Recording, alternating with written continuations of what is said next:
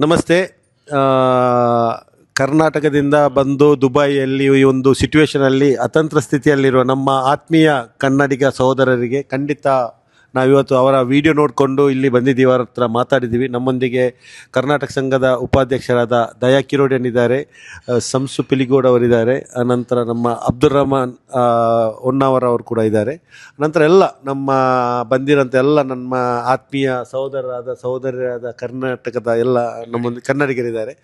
ಖಂಡಿತ ನಾವು ಅವ್ರ ಹತ್ರ ಮಾತಾಡಿ ಅವ್ರಿಗೆ ಏನು ಸಮಸ್ಯೆ ಇದೆ ನಾವು ಸ್ಪಂದನೆ ಮಾಡ್ತೀವಿ ಅಂತ ಹೇಳಿದ್ದಾರೆ. ಅದೇ ರೀತಿ ನಮಗೆ ಬಳ್ಳಾರಿಯಿಂದ ನಮ್ಮ ನಾಗೇಂದ್ರ ಅಂತ ಅವರೊಂದಿಗೆ ನಮ್ಮ ಮುರಳೀಕೃಷ್ಣ ಅವ್ರ ನಮ್ಮ ಹತ್ರ ಇವರಿಗೆ ಏನು ಸಮಸ್ಯೆ ಇದೆ ಅದಕ್ಕೆ ನಾವು ಸ್ಪಂದನೆ ಮಾಡ್ತೇನೆ ಅಂತ ನಮಗೆ ಒಂದು ಅಶ್ಯೂರೆನ್ಸ್ ಕೂಡ ಕೊಟ್ಟಿದ್ದಾರೆ.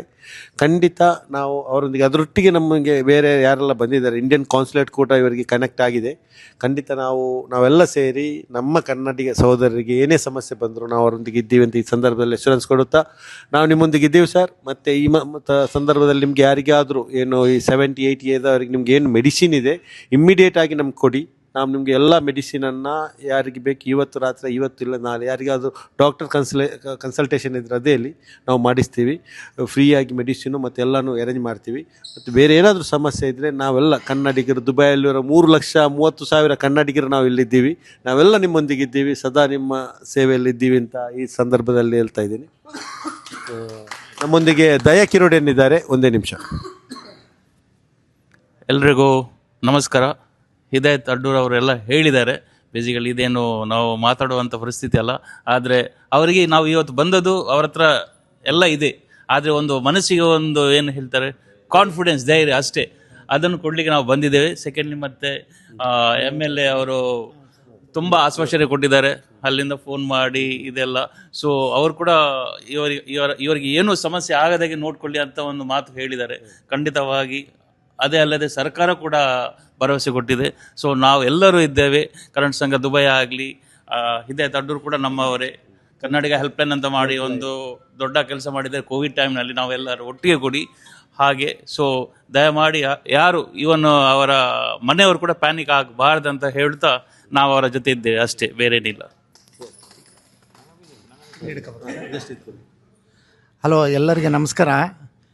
ಈಗ ನಾವು ಬಳ್ಳಾರಿಲಿಂದ ದುಬೈಗೆ ಫಾರ್ ಟ್ರಿಪ್ಪಿಗೆ ಬಂದಿದ್ವಿ 50 ಜನ.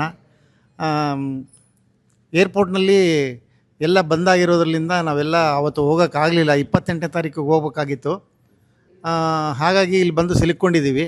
ಈಗ ಫ್ಲೈಟ್ಗಳು ಮತ್ತೆ ಸ್ಟಾರ್ಟ್ ಆಗೋ ತನಕ ನಾವು ಏನೂ ಮಾಡೋಕ್ಕಾಗೋದಿಲ್ಲ. ಎಲ್ಲರೂ ಮಾತಾಡಿದ್ದಾರೆ, ಅದಕ್ಕೆ ಸಂಬಂಧಪಟ್ಟವರು ಅಧಿಕಾರಿಗಳು ಮತ್ತು ಮಂತ್ರಿಗಳು, ಮಿನಿಸ್ಟ್ರಿಗಳು ಮತ್ತು ಎಲ್ಲರೂ ಮಾತಾಡಿದ್ದಾರೆ.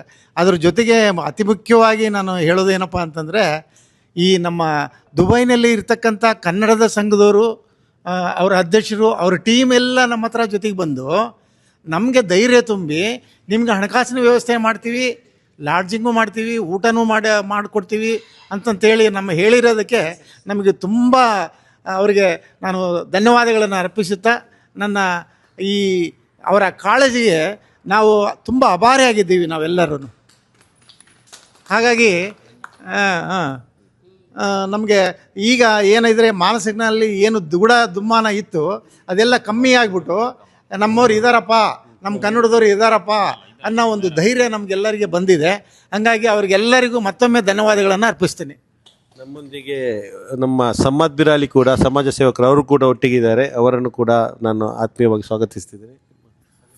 ಒಂದು ಹೇಳಿಕೆ ಮರೆತು ಹೋಯಿತು, ನಮ್ಮ ಕನ್ನಡ ಸಂಘ ದುಬೈ ಅಧ್ಯಕ್ಷರು ಕೂಡ ಬರಬೇಕಿತ್ತು. ಅವರು ದಾವಣಗೆರೆ ಅವರು ಶಶಿಧರ್ ನಾಗರಾಜಪ್ಪ ಅಂತ.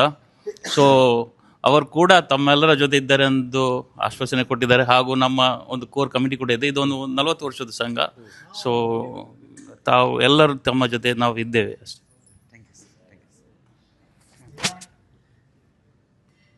ಈಗ ಕನ್ನಡ ಸಂಘದ ಪರವಾಗಿ ಇಲ್ಲಿ ಬಂದಿರುವಂಥ ಎಲ್ಲ ನಮ್ಮ ಸಹೋದರರಿಗೆ ಮೊದಲನೆಯದಾಗಿ ಅಭಿನಂದನೆಗಳನ್ನು ಸಲ್ಲಿಸ್ತೀನಿ. ನಾವು ಇಲ್ಲಿ ಸಿಕ್ಕಾಕ್ಕೊಂಡಿದ್ದೀವಿ ಅಂತ ಗೊತ್ತಾಗಿ ಅವರು ನಮ್ಮ ಟಿ ವಿಗಳಲ್ಲಿ ನೋಡಿ ನಮ್ಮನ್ನು ಹುಡುಕಿಕೊಂಡು ಬಂದು ನಮ್ಮ ಹತ್ರ ಸಮಸ್ಯೆಗಳನ್ನು ಕೇಳಿಕೊಂಡು ಮಾತಾಡಿದ್ದಾರೆ. ಅವರು ಎಲ್ಲ ಭರವಸೆಗಳನ್ನು ಕೊಟ್ಟಿದ್ದಾರೆ.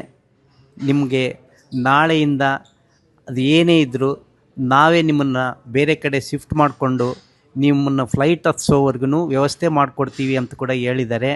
ನಾವು ಅವರು ಹೇಳಿದ್ರೂ ಕೂಡ ನಾವು ಇನ್ನೂ ಇದಕ್ಕೂ ಮುಂಚೆ ಇವು MLA ನಾಗೇಂದ್ರ ಸಾರ್ ಕಡೆಯಿಂದ ಅವರು ಮತ್ತು ಡೋನ್ ಪ್ರತಾಪ್ ಅವ್ರ ಕಡೆಯಿಂದ ಕೂಡ ಭರವಸೆಗಳು ಬಂದಿದ್ವು. ಈಗ ಅದನ್ನು ನಾವು ಕ್ಲಿಯರೆನ್ಸ್ ಮಾಡಿಕೊಂಡು ಇವರಿಗೆ ಏನು ಅಂತ ಹೇಳ್ತೀವಿ. ಹೇಳಿದ ಮೇಲೆ ಅದರ ಪ್ರಕಾರ ನಮಗೆ ಇವರು ವ್ಯವಸ್ಥೆಯನ್ನು ಮಾಡಿಕೊಟ್ರೆ ತುಂಬ ಆಭಾರಿಗಳಾಗಿರ್ತೀವಿ. ಅದ್ರ ಜೊತೆಗೆ ನಾವು ಎಲ್ಲ 50+ ಇರೋದರಿಂದ, ಆಲ್ಮೋಸ್ಟ್ 60+ ಬಹಳ ಜಾಸ್ತಿ ಜನ ಇರೋದರಿಂದ ಕೆಲವು ಜನರಿಗೆ BP ಶುಗರ್ಗಳು ಅವ್ಯವಸ್ಥೆ ಇದೆ. ಮೆಡಿಸಿನ್ಸು ತಗೊಳ್ತಾ ಇದ್ದಾರೆ. ಮತ್ತು ಆಲ್ಮೋಸ್ಟು ಮೆಡಿಸಿನ್ಸ್ ಕೂಡ ಮುಗಿಯೋಕ್ಕೂ ಬಂದಿದ್ದಾವೆ. ಹಾಗಾಗಿ ಆ ಮೆಡಿಸಿನ್ಸ್ ಕೂಡ ಏನು ಬೇಕೋ ಎಲ್ಲವೂ ಹೇಳ್ತೀವಿ ಅವ್ರಿಗೆ, ಸಂಘದವ್ರಿಗೆ. ಅವು ತಂದು ಕೊಟ್ಟರೆ ಮೊದಲನೆಯದಾಗಿ ಬಹಳಷ್ಟು ಅವ್ರನ್ನ ನಾವು ಪ್ರೀತಿ ಮಾಡ್ತೀವಿ, ಅಷ್ಟೇ ಅವ್ರಿಗೆ ಗೌರವ ಕೊಟ್ಟು ಅಭಿನಂದನೆಗಳನ್ನು ಕೂಡ ಸಲ್ಲಿಸ್ತೀವಿ ಎಂದು ತಮ್ಮ ಮೂಲಕ ತಿಳಿಸ್ಕೊಡ್ತಾ ಇದ್ದೀನಿ. So thank you so much.